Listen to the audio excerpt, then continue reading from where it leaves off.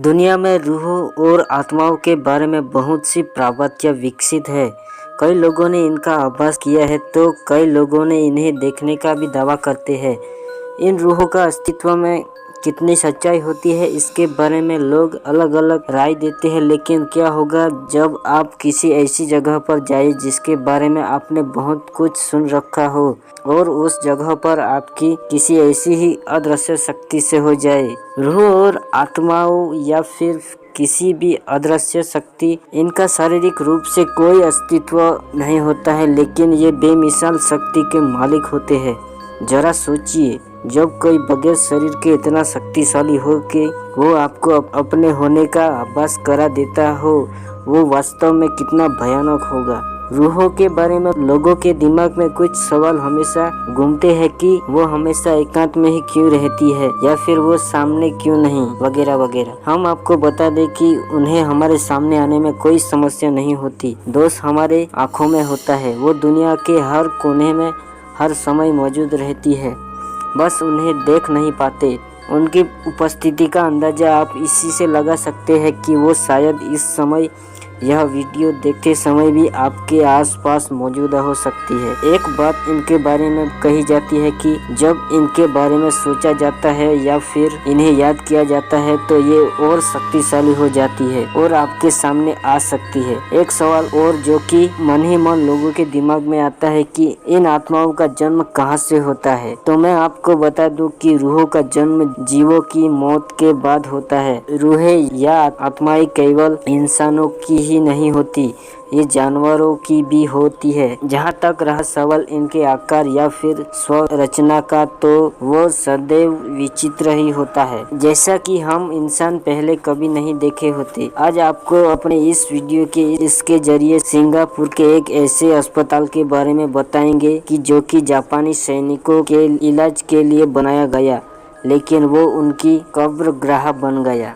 आइए चलते हैं मौत के उस भयानक सफर पर, जहां हम आपको बताएंगे पुराने चंगी अस्पताल के बारे में। चंगी अस्पताल का इतिहास। चंगी अस्पताल का निर्माण सन 1930 में कराया गया था। यह अस्पताल नॉर्थवन रोड के किनारे चंगी गांव के पास बनाया गया था, इसलिए इसका नाम चंगी अस्पताल पड़ गया। उस समय यहाँ एक मिलिट्री अस्पताल हुआ करता था।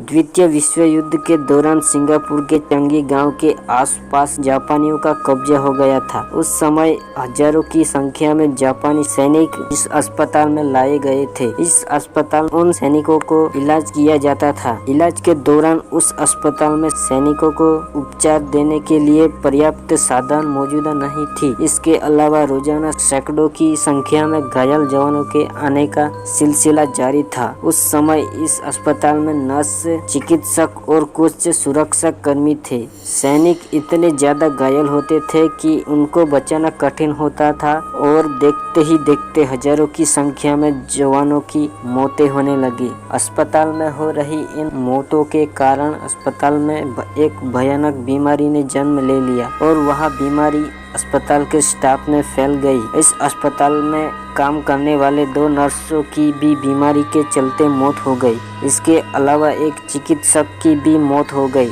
यह अस्पताल एक बहुत ही विशाल भवन था। इसमें कई ब्लॉक थे, साथ ही इसमें बहुत सारे वार्ड भी थे। अस्पताल में रूहों का बसेरा लगातार हो रही मौतों के कारण अस्पताल उस समय एक मनहूस जगह बन चुकी थी। उस समय जो जवान घायल अवस्था में लाए गए थे उसमें से बहुत कम ही जिंदा वापस जा सके थे। ज्यादातर जवानों की वहीं पर मौत हो गई थी, जिसके कारण उस अस्पताल में मर चुके जवानों की रूहें भटकने लगी और देखते ही देखते कुछ दिन में ही उनका बसेरा हो गया। उस समय से लेकर आज तक उस जवानों की रूहों को उस अस्पताल में साफ महसूस किया जाता है। जवानों के लाश को उस समय अस्पताल के पीछे एक ब्लॉक के, जिसे मर्चुरी कहा जाता था, वहां रखा जाने लगा। रोजाना सैकड़ों लाशें लाई जाने लगी और मौतों का तांडव शुरू हो चुका था। अस्पताल के दूसरे माले पर कई बार रातों में लोगों ने एक वृद्ध व्यक्ति का साया देखा। इसके बारे में अस्पताल के प्रबंधक को भी बताया गया, लेकिन इस मामले पर किसी ने भी ध्यान नहीं दिया। एक बार एक व्यक्ति दूसरे माले से अचानक से गिर गया और वो बुरी तरह से जख्मी हो गया। जब अस्पताल में उसका इलाज किया जा रहा था उस समय उसने बताया कि उससे ऐसा महसूस हुआ कि किसी ने उसे बलपूर्वक धक्का दे दिया हो और कुछ दिनों बाद उस व्यक्ति की मौत हो गई। उसके बाद से ही दूसरे माले पर लोग अकेले जाने से डरने लगे। कई लोगों ने दावा किया कि उस माले पर किसी के हंसने की भी आवाज़ें आती है। अस्पताल में एक नर्स का साया भी बहुत चर्चित है। एक बार एक जवान का इलाज करते समय एक नर्स से कुछ गलती हो गई। उस समय जवान गुस्से में उसे बुरी तरह मारने पीटने लगा। उस समय वो नर्स पेट से गर्भवती थी और उस जवान ने पैर से उसके पेट पर भी वार कर दिया। पेट पर वार करते ही वो नर्स जमीन पर तड़पने लगी और मौके पर ही उसकी मौत हो गई। तब से लेकर आज तक कई बार उस नर्स के साये को वहां देखा गया है।